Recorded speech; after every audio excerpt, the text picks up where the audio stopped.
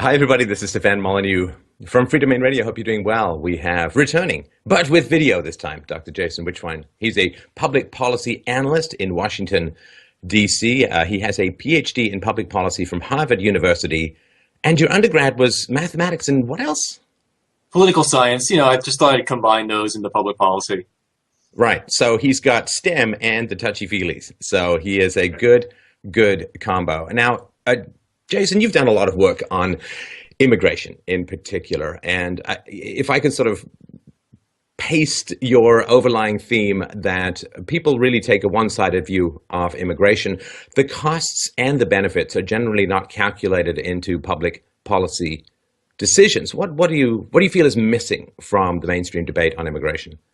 Well, there's a lot of things missing, I would say. I mean, it's part of a sort of a broader theme that I've been trying to work on in my own writing about how the media and science don't have the best of relationships. In fact, the science has become politicized to a degree where it's hard to believe anything these days that you read when it just happens to fit into somebody's political agenda, to have a particular finding. I think one good example with immigration is that the economic impact is both positive and negative. It depends on exactly what you're looking at. So, for example, take the impact on wages. So there's been this big debate lately about, does immigration affect the wages of natives? Well, yes, it does in the sense that, if you have more people coming in with the same skills, it's going to generally lower the wage of people who have, who share the same skills and are looking for the same types of jobs. Now, that doesn't mean that immigration is bad. That just means that that's one downside of it. And in fact, the lower wages actually go hand in hand with the economic benefits, which is that you have lower costs of production because the wages have gone down. So again, it's these pluses and minuses. How we weigh those up depends a lot on our own political perspective, our own values. But so often what you find is that the media will essentially try to portray things as absolutely win-win-win. There's no downsides to whatever their particular agenda is, and immigration is really a perfect example of that.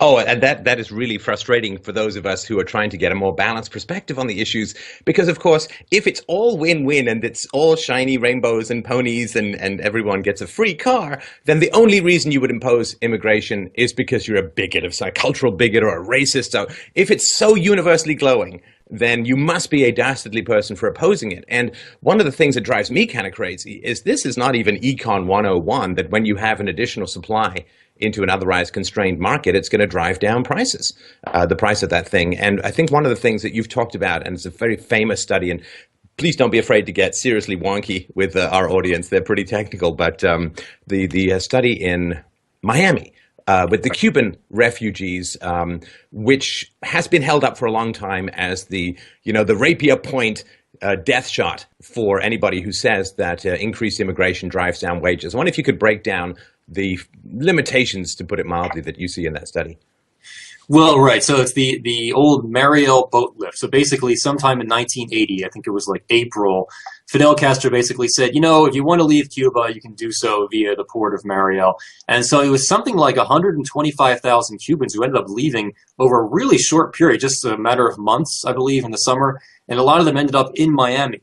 And so you might think, well, if we're going to find a wage effect, we should be able to find it there.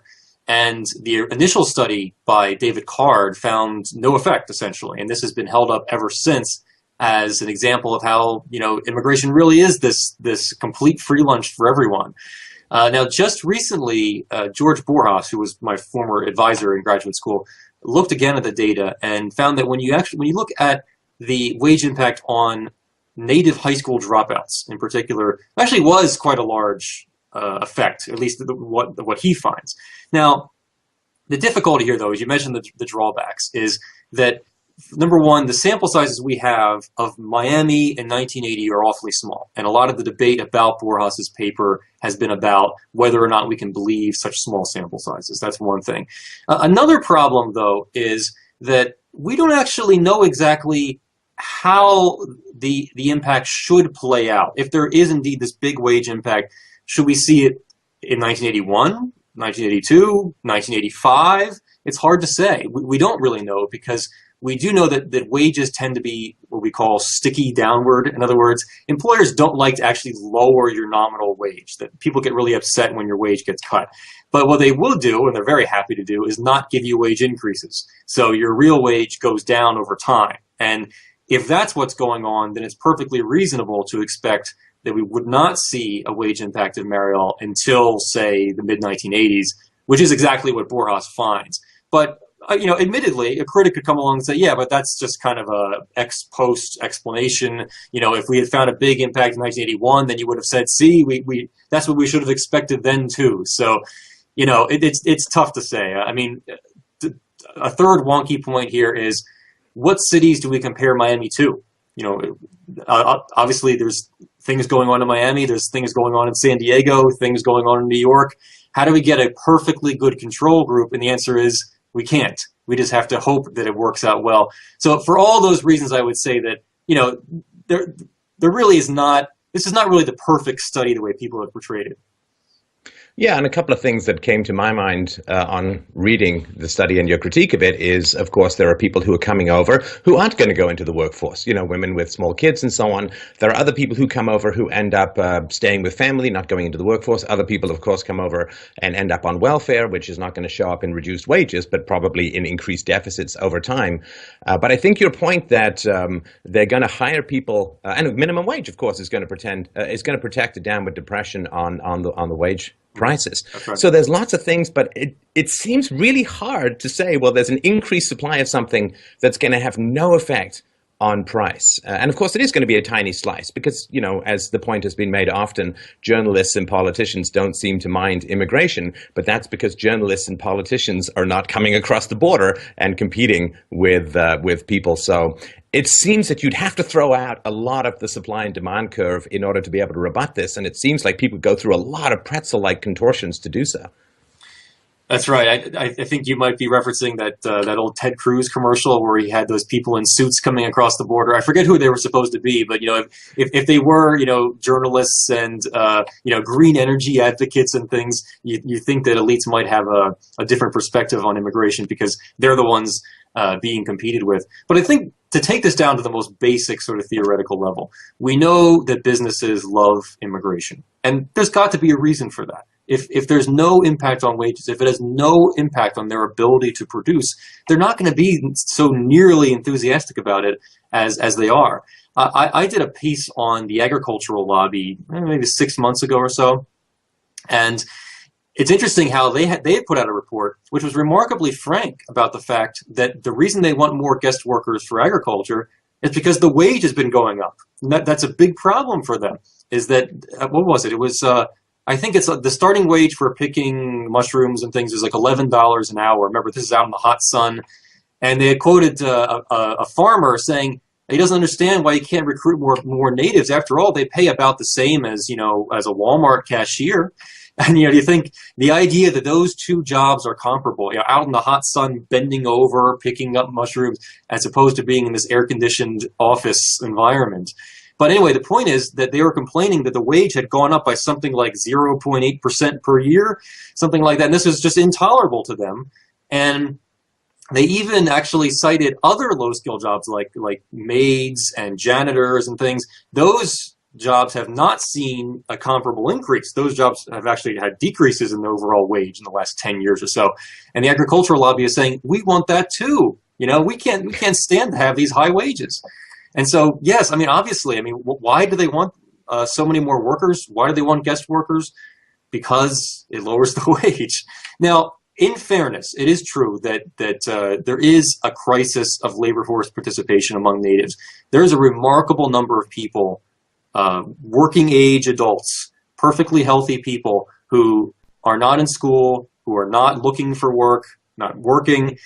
That's a big problem. And that goes beyond immigration. It's not just immigration causing that problem. That's legitimately something that we need to deal with as a society. But I think that by having all these guest workers come in, we're putting a Band-Aid over the problem. Imagine if we honestly could not find people to clean our pools or rake our leaves or mow our lawns. If the rich could not find people like that, they would suddenly take a much greater interest in why natives have such a low labor force attachment the way they do today. Let's actually confront that problem rather than pretending it doesn't exist by bringing in so many low-skilled people.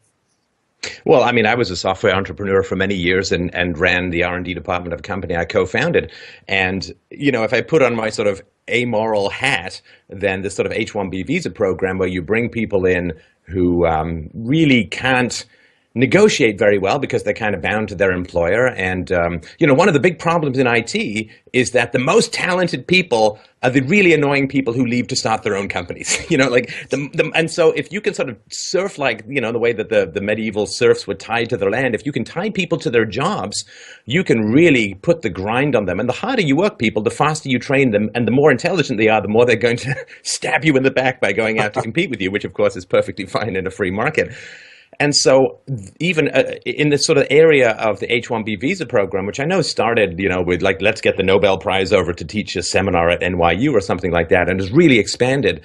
Businesses are incredibly behind that. And the idea that that does not displace or drive down the wages on negotiating opportunities for native workers is incomprehensible to me. Well, you remember the story about Disney workers regarding H-1Bs, where they had brought in H-1Bs to, explicitly to substitute out their current workforce, and even paid their current workforce to train the people who were taking their place. I mean, you can imagine how that would be a rather frustrating experience. But you also made a good point, though, about H-1Bs. That a lot of people have this vision of skilled immigration as meaning PhD chemists and biologists and people who are going to found, $50 million companies, the ultimate cream of the crop. That's not what an H-1B is. An H-1B is someone who has a college education.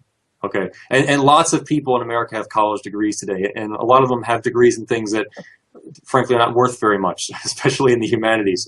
Having a college degree today is not an indication that you are Einstein. And I think the evidence is pretty clear that what happens with H-1Bs is simply trying to lower the prevailing wage. And as I said, that's not necessarily a bad thing, because that's the main way in which immigration increases wages or increases income overall, because it lowers the cost of production and therefore makes consumer goods and services cheaper. All I'm trying to say is that those cheap goods come at a cost of lowering the wages of people who we would not want really to lower the wage of because of the distributional concerns. So, as I said, pluses and minuses here. Let's actually talk about both rather than pretending it's a win-win.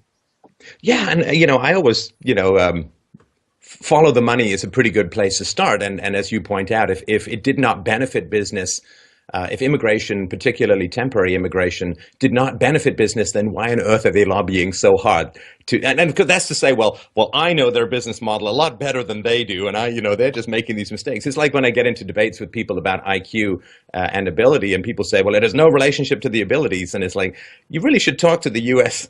Military, who's been using it for about 100 years, because that would be a massive security concern about the efficacy of fighting forces if IQ meant nothing. Now, to switch gears a tiny little bit, you've talked about criticisms of science, of course, as we started, and I want to get a little bit more into detail about that. But diversity and the value of diversity in higher education. Diversity has just become one of these mantras. And, I swallowed the Kool-Aid for many years, yes, multiculturalism, diversity is our strength, and so on. And the company that, when I hired people, it was all very multicultural. And that was all worked out really well. But you have some issues with some of the data that claims to support the value of diversity in higher education. I wonder if you could help break that down for us. Yeah, I would say I have issue with people making very strong claims for which there is no data to support them. That's the big problem, and it's especially problematic when it's done by scientific organizations under the guise of science, when really it's a political statement. I wrote about this recently because the Supreme Court had taken on that Fisher case, where it was talking about whether or not it was constitutionally permissible to use race in order to pursue diversity. And the basis of the case was this claim, not really discussed that much, that diversity, we just know, improves the academic climate on campus. And I said, well, let me look at the research on that. I mean, that sounds a little fishy. Just happens to be, conveniently for them that this is the case. And so you look into it, and I did, and I found that, as expected, the case was extremely overblown. I mean, one thing that I think they have fairly well established is that in diverse groups, you have less tendency to succumb to groupthink. But the reason for that is because people trust each other less. There's less trust and cooperation. And so obviously you think, okay, well, maybe there's a plus there, but there's also got to be a minus. I mean, if you have less trust and cooperation in groups. And that part doesn't get really discussed nearly as much. And so my point only is that, this is something that you really can't claim that this is an unqualified good. The research is just not there. But if you look at the briefs filed by scientific organizations, remember, this is not just some random scientist saying, here's my view that's openly political. This is a scientific organization, and you would hope that they would stick only to the data. They would just say, here's what we know, here's what, maybe the research is pointing this way, we're not sure, and so on. But no, that's not what it is. If you look at these briefs, I mean, you've got value-laden language, you have very tendentious literature reviews. They excoriate contrary research they don't like. And I think the biggest problem, actually, is just this unbridled confidence they have in in their results, and that's not befitting a scientist. We should be cautious and skeptical, and that's not what they are because it's so politicized. And what really bothers me about all of this is that this is one case that I know of. I took the time to do the research, and I already have a certain basis of knowledge here, so it wasn't that difficult. And now I know how politicized it is. And I've seen other examples of this too in other areas in which I have some expertise. How in the world can I then go to some area that I don't have expertise in and read a political statement and say, oh, this is all fine, this is good science, there's no reasons for me to doubt this at all? I can't do that anymore. A lot of people do, by the way. They call it Michael Crichton called it the Murray-Gilman amnesia effect. He said, we open up a newspaper about some topic we know well, and we laugh at how ridiculously bad the article is. Clearly, this reporter knows nothing about this topic, even though he's writing authoritatively, right? Then we turn the page and read an article about something we don't know much about, and we just assume that everything we read is true. I mean, that's amnesia, right? I like to think that, given my own experiences, and I've had a lot of them with the media, that I no longer suffer from that amnesia. But I think most people do, and to the extent that they don't, to the extent that they have internalized what I've internalized, they're right to be skeptical of the science. It's not delusion. It's not, know-nothingism. It's a rational response to highly politicized research.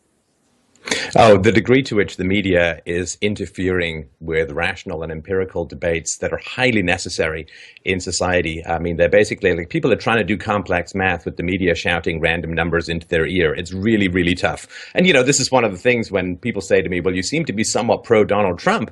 And it's like, yeah, I know that he's got policies that would make free market people's heads explode. But the good thing is at least he's calling out the media. And that is something enormously overdue because people live in this media cave. And it really is like, the old Platonic idea of, you're in the cave, you're not looking at the things themselves, you're not looking at the fire, you're looking at the distorted shadows on the wall. The media manipulates, and science seems to be following along. And the media doesn't have any interest in informing people, but generally in controlling their responses, particularly their emotional responses. It's the old mob creating the Frankenstein that everyone can chase and think they're doing good. But I don't want to get on too much of a sideways rant about the media. And for those who don't know the backstory to some of this affirmative action stuff, we have, I think, some colleges, of course, assign racial pluses and minuses according to ethnic groups. So of course, you have Asians, particularly from China and Japan, they have scores subtracted in their college applications, and whites, I think, hovering around the median, and blacks have their scores inflated in order to get blacks who score worse into college so that it represents the diversity mix of the general population. This, of course, follows the IQ stuff that we touched on last time we chatted around Asians having higher IQs, whites being the medium, and blacks standard deviation on average below. Now, of course, people can say, well, they're discriminated against and they come in and then they do as well, except they don't, right? So the blacks who come in don't do as well. So without a doubt, the argument is that if you in general let in a population that is less competent at higher academics, that higher academics will improve. But if that is the case, why not just let everyone in? Just everyone who applies, just let them in, because that's going to improve things. I mean, lowering the quality of people in school on average and that adding to higher quality in colleges seems. I mean, why would you even have standards to begin with? Yeah, I would like to have Harvard face that proposal, or Princeton or Yale say, yeah, just let people in at random. It should be fine, right? No, they're not going to say, they're going to say no. But let me say something about this affirmative action case that's sort of more on the point of policy rather than on, the legality or the science of it, is that in the early part of the 20th century, the Ivy League schools were careful to limit the number of Jews who were admitted. And today, that policy is looked back upon as one of the great crimes of human history. I mean, obviously that's exaggerating, but that's oftentimes the way it's portrayed. The exact same thing is being done to Asians today in the Ivy League. And somehow it's viewed as not only okay, but progressive. And I would really like someone to address exactly why or what the difference is between limiting the number of Jews who are very high performers always, but also back then, and limiting the number of Asians today who are also very high performers. What is the difference? I've never heard a good explanation. Well, but I think we all know the explanation is that when there are divergences at particular levels of intellectual ability between the races, it's either racism or it's something else. And the standard explanation for the last, half century or more has been that any divergences in any group between ethnicities and genders and so on at any level of ability must only be due to prejudice, particularly on the part of white males. And there's no other conceivable explanation. And therefore, whatever you have to do to make the numbers equal, you have to do. And because the only thing that would result in differing numbers of, say, blacks and women at the highest levels of achievement must be sexism or racism, which can't be allowed to stand. And of course, that tension between the empirical data that Charles Murray and a lot of other people we've had on the show have explicated, from the left and from the right. Eric Turkheimer and James Flynn have been on the show, and the tension between what we would like, which is everybody to be the same across the IQ curve, and what the empirical data for over 100 years has shown, that tension is, I think, being challenged considerably by increased data. But boy, there's a lot of old guard out there. You know, that old saying in the sciences that old guys never accept the new paradigm. You just have to wait for them to die off. And there does seem to be a lot of people heavily invested in this egalitarianism across the IQ spectrum, which just doesn't seem to be supported. There's a chance here, maybe a slim chance, but a potential chance to get some more data on this question of admissions and to get a better sense of the degree of ethnic discrimination going on. I don't know if you've heard of Ron Unz and his petition to try to get on the Harvard Board of Overseers. He has a slate of 5 people. He's attempting, basically, if he was able to get his group onto the board, is to get a lot more information about exactly who's applying to Harvard, who's getting in, getting more transparency. And so I personally decided to sign the petition. And you have to be a Harvard graduate, so if you are, you can sign the petition. And I'm not entirely sure about his entire agenda, but I thought that the more transparency, the better. And so I would love to get that kind of data. And as you said, maybe that kind of data will help people have a better understanding of exactly what the differences are and how they're affecting admissions. Well, and just wanted to put one other point that I've mentioned before on the show, but I think which bears repeating, is what is really frustrating with putting underqualified, say, blacks, and it's true of other ethnicities, but putting underqualified blacks in and pushing them through to get a degree dilutes the value of the degree for the truly talented and intelligent blacks who can make it no matter what. And that, of course, is the challenge. And one of the things I think that's been happening is because when an employer looks at a potential black graduate, that employer doesn't know if they got there because their numbers were padded, at least in the initial part of getting into the college, or because of just natural innate ability, which is obviously happening in the black community. And that means, I think, that more intelligent blacks are looking at college and saying, well, people aren't going to be able to differentiate me from the people who were there by statute, who were there for reasons of hitting the numbers. And so it makes a college degree less valuable for the more intelligent blacks, and it dilutes the value of the degree as a whole. And it's going to, of course, as these things tend to do, I think, work against the higher education of blacks and success of blacks in various fields. Yeah, I mean, I agree. And I think, it's not necessarily even a racial issue. I mean, the mismatch theory that people talk about is, anytime you sort of put someone at into a higher level than they may be qualified for, regardless of whether they're white or black or whatever. It might be good for that person, or it might not. I mean, I guess it's hard to think that if you have being able to put a credential on your resume seems like it's always a good thing. But overall, if you get stuck in a situation where you can't really handle yourself, it could ultimately be counterproductive. And to me, it's so much of what college is today is just a signaling device. I can't recall any employers who actually ask for a list of the courses you took and your grades. I mean, maybe they still ask for transcripts. I don't know. But oftentimes they just say, we want a college degree. And oftentimes you look at jobs and, like I've been employed in a few different organizations where I've looked at the job listings for, an entry-level research assistant, and oftentimes that person basically just is a Googler, and you say, why does that person need a college degree? But nevertheless, in the job description says, must have college degree. And I think notably, doesn't even say what the degree has to be in. You might think, well, if you have to have a college degree, shouldn't you also specify a major or a topic? But no, I mean, the reason is that employers look at a college degree and say, okay, that means you have a certain level of intelligence, you have a certain level of persistence and perseverance, and you're mature. And there are easier ways to measure those kinds of things. And, I mean, tests of all kinds. I mean, we have tests. The data that I've seen is that there's almost nothing better than an IQ test for figuring out the long-term success of employees. You can do that in about 2 hours as opposed to 4 years of college. It's wretched.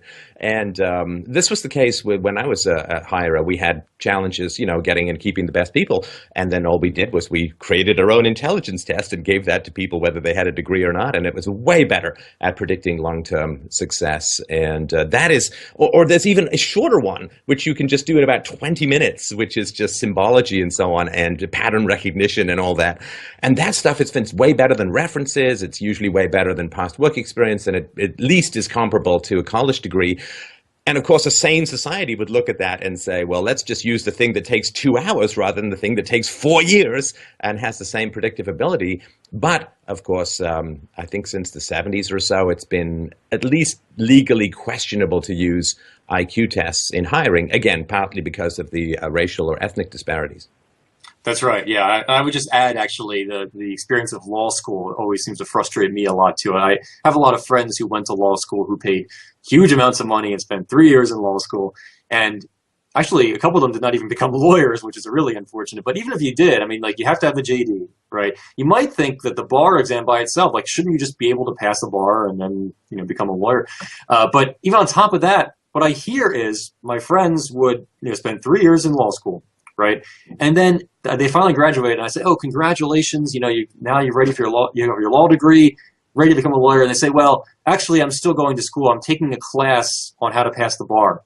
And I think, I mean, what were you doing those last 3 years? Now, yes, I understand that bar does differ from state to state, but still, you think you'd be able to find time in your 3 years of law school, to figure out a way to pass the bar, without having to take that extra class. So it's like, it's like this mandated 3 years of a huge amount of money and work, all leading up to taking this bar exam, for which you have to prepare outside anyway. I mean, it's... Well, but I mean, of course, the rent seeking involved in the legal profession, the higher you can raise the barriers to entry. And of course, the more debt you can put people in, right? I mean, if you and I could walk in and take a bar exam, then we could charge a lot less and undercut everyone. So the more debt you can put people in, this is true of the medical profession as well, the higher they have to charge people to pay off their debts, and thus the higher the prices of everyone can stay. There's so many horrible ways of rent seeking using a statist monopoly system, but I would imagine that has something to do with it. Well, it's the teaching profession absolutely as well. You look at the impact that teachers have on their students' grades, and you try to break it down by the education level of the teacher, and you don't really see much of an effect there at all, especially when you go to graduate classes. A teacher has a BA, and then she goes and gets a master's degree in education or something, which is widely regarded as one of the least rigorous fields of study, and it seems to have no impact. But nevertheless, not only do they get them, but oftentimes they're paid or subsidized by the government to get those degrees, and then they're paid more after that. I mean, speaking of barriers to entry, Randy Weingarten, the AFT head, American Federation of Teachers has proposed a bar exam for teachers. Let's have this bar exam, which this will ensure the best and brightest get into teaching. Well, again, it's a barrier to entry. It make it harder and harder to become a teacher, and the more valued the current teachers become. Well, I mean, as far as the intelligence of teachers goes, I mean, anybody can do a Google on this. We'll put a link in below. But when it comes to IQ tests across the various disciplines, the very highest, if I remember rightly, physics majors, and then philosophy majors, and then it sort of goes down, and somewhere around the 12th level sub-basement is the education majors. So the idea of getting the best and brightest, can we at least get people who can tie their shoes? Now, I'm going to make a little bit of a leap here. I'm going to spell it out. This is a frog pond leap from lily pad to lily pad. We're talking about government workers. And we're talking about teachers. And of course, you have written recently on a Supreme Court decision that, I try not to get sucked into the politics too much, but this one's got me all tingly because the Supreme Court does appear poised to strike down compulsory union dues for government workers, which seems to me like a truly seismic shift in American politics for a wide variety of reasons. But you've done some work on this. What are your thoughts on that? Well, I mean, as far as policy, I think it's a great thing. I mean, legally, I don't know. I mean, I looked at the legal arguments on both sides, and it sounds like they're really trying to reach for a policy. But just sticking to the policy, I'm not a legal scholar anyway, so sticking to the policy, I think it is a great idea. And if you look at the states that have mandatory union dues for public workers, compare them to states that don't, what you find is, the public sector premium, the compensation premium for working in government compared to working in the private sector for someone with the same skills, it is larger in states that mandate public sector dues. Now, of course, this is one of those correlation causation things. You'd have to control for a lot of different things to establish real causation, but nevertheless, it does certainly fit what you might expect, is that when you have mandatory dues, the unions get more money, and then therefore they have more money to use for organizing. And with government, the argument is basically that any lobbying they do in terms of their own pay packages is, in a sense, policy lobbying, because it's a government policy as to how they pay their workers. So a lot of influence there, and I do think that government workers in general have a very sweet deal, and there have been arguments that try to downplay that, but they really don't consider all the elements of the compensation package. In fact, sometimes they just look at wages, but I think it's fairly common knowledge that wages in the public sector tend to be lower than the private sector, but it's made up for in benefits.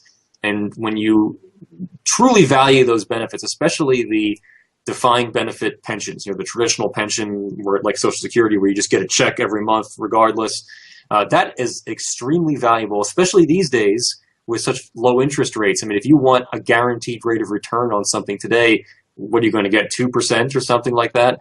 But when defined benefit pension administrators decide what rate of return they're going to assume, remember, all the pension payments are guaranteed, but they have to assume a certain rate of return to determine their costs. They assume something in the area of 7 to 8%. So in effect, you could say that people in a defined benefit pension are getting a 7 to 8% guaranteed return, which is a lot more than what you can get in the private market. And that difference is a subsidy, right? That difference means that if they don't get the return that they're expecting, it's taxpayers who make up that difference. So to not include that subsidy of the guaranteed interest rate, which is what a lot of the pro-labor union papers will do, is to greatly undercount the compensation they get. Well, and also it allows them to put a lot less money aside because they're assuming massive returns, which they're almost certainly not going to get, which means they can underpay into the fund. And that gap of underfunding means that they can charge less for a service that is going to pay a lot more. As you say, the differences are going to have to be backfilled by the taxpayers. Well, actually, what happens is the unions will say, with sort of a superficial correctness, that if only the government had made its required contribution every year, we wouldn't be in this pension crisis. And that's true in large part, except that what they know, what the labor unions know, is that in order for the government to actually make those contributions, to contribute enough such that you're going to guarantee there's not going to be any pension crisis, it would be politically impossible. And the unions know that. The government knows that. And so what they've done is they've demanded something that was politically impossible to get. Now that they don't have it, they're going back and saying, well, gee, why didn't you just follow the law and do that? It's a corrupt bargain all the way down. And the sooner we get out of this mess and get public workers on the same types of retirement plans that private sector workers have, namely a 401k, the safer taxpayers will be. Boy, there'll be some round-bottomed, irate people in the streets, because I know I've known some people. I worked very, very briefly when I was very young for the government, and the people all around, it was, like Zombie Central under fluorescent lights, because a lot of them were like, yeah, my job is meaningless, and yeah, I shuffle paper all day, but I'm holding out for that retirement so I can do what I want to do with my life. And the idea that might be cut after people have flushed decades of their life down a bureaucratic nonsense hellhole of ineffectiveness is going to make some people upset. And one of the things that's always troubled me about that is a forced association is a violation of freedom of association, which is why we know theft and rape are bad. And the idea that you must be forced to pay a particular union in order to have a job seems much more exploitive than anything we evil capitalists could come up with. And given the degree to which all of those forced union dues, I think 95% according to some statistics, go directly into the coffers of the Democrat Party, this is why it seems like such a huge blow, because if this connection, which is forced union dues from workers flowing directly to the Democrat coffers, if that could be slowed, it's not going to vanish the moment the Supreme Court decision comes down, but if that could be slowed, and if immigration from Mexico or other sort of third worldy countries can be slowed, that seems like you're taking out at least two of the three stools of what supports the Democrat Party. The Democrat Party has generally, to me at least, admitted that they can't win in the marketplace of ideas, so they're bringing in low-info voters who are going to vote for them, and they're sucking money out of the workers in the government against their will. And so if these two policies are slowed or reversed, or at least their increase is slowed, it seems to me that would be quite a blow to the Democrat Party as it currently stands. Well, I mean, the initial evidence, at least in places like Wisconsin, where dues are made voluntary, it does seem to have a pretty large effect on union membership and union dues paid. So I'm crossing my fingers on that one. I think the biggest objection that I might have, I mean, sort of aside from sort of libertarian philosophy on union dues being mandatory, is that you mentioned like 95% of their political operations go to Democrats. That is far out of proportion with the membership's views on politics. I mean, a lot of union members are not Democrats. A very healthy percentage are conservatives or Republicans. And, especially in the Midwestern states, this is oftentimes cited as the place Republicans really need to emphasize, because you have a lot of social conservatism, sort of traditional values that might appeal to those people there. So we're not talking about an ironclad Democratic constituency, but nevertheless, their money, would be going toward Democrats like that. So yeah, I think it is a problem. Even teachers, you might think, gee, teachers sort of, idealistic, white collar women, isn't this just a very Democratic liberal constituency? No, I mean, surprisingly, even the NEA's own surveys show, I forget the exact number, it's somewhere around 40% of teachers identifying as conservatives. But believe me, their money is not going to conservative causes. Yeah, and that is a violation of any sort of individual conscience with regards to the political process. It is a shakedown for the Democrats, and the degree to which the Democrats are willing to accept that is the degree to which I think they reveal some pretty significant corruption, and at least, to put it as mildly as possible, conflicts of interest in the interests of their of the workers. Now, let's round the bend here, since we did touch back on immigration. So, $6 trillion. Now, that seems like a lot of money to me. $6 trillion, and cost of illegal immigration, the costs, passing the Border Security, Economic Opportunity, and Immigration Modernization Act of 2013 would have cost taxpayers more than $6 trillion. Could you help people understand that number, which is, what is that? I mean, that's almost a third of the U.S. national debt. It's a lifetime cost. That's the paper I did at the Heritage Foundation with Robert Rector. So given that it's over a 50-year period, I mean, well, it's still large. Maybe it won't sound as large, but it is a large cost.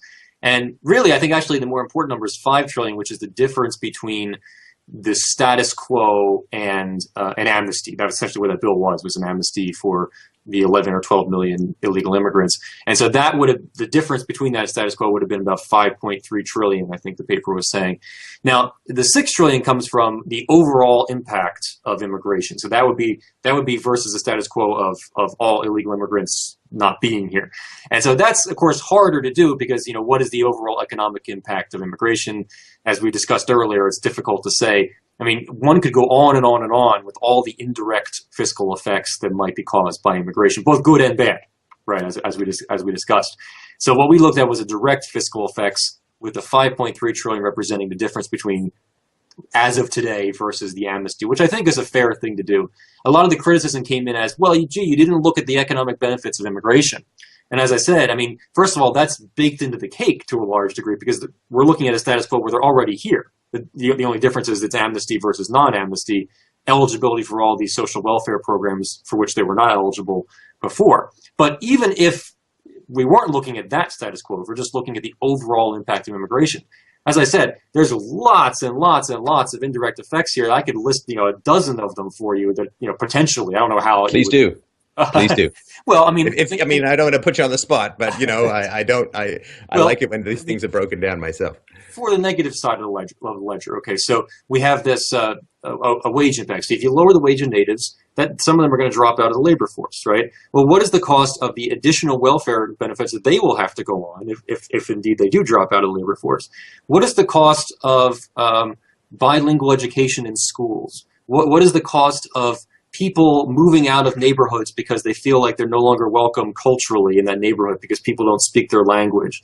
What is the cost of the churches becoming more segregated because some want to have Spanish language versus English language? I mean, again, you could go on and on with this kind of thing, and I'm sure somebody out there has tried to put a number on some of those things. You could do it if you want. But it's funny that our critics never talk about those sorts of indirect effects. They want to talk about the one indirect effect they like, which is the idea that because you lower the wage, you're increasing the productivity. You get this small extra slice of pie that everyone shares. Now, and I wonder, sorry to interrupt, but I wonder why these people don't, in order to take the bullet and help the national economy, cut their own wages in half. I mean, if it's so great for the economy for you to cut your wages or for other people's wages to be cut, why don't you take the bullet and take the sacrifice and cut your own wages? But no, it's always other people who have to take that bullet for you to get cheaper gardening services. Yeah, I would say, and actually, along those lines, I think most of the empirical evidence seems to suggest that the wage goes down faster the higher the skills of the workers. So if you do bring in lots of PhD chemists and biologists, their wages will be affected a lot more for whatever reason. The elasticity of demand of price for their wages is considerably larger than it is for lower skilled workers. So, if you want to make that argument, you could also add that point to it, that they would really be doing something for the economy. If only we had more people who are the type who write for the New York Times or the New Yorker or the New Republic or advocate for saving the whales or green energy. We need more of those people. That's what I think. Well, and something which is probably a bit of a softer cost, but has crossed my mind a couple of times, is I think about the baby boomers, of course, the post-World War II generation.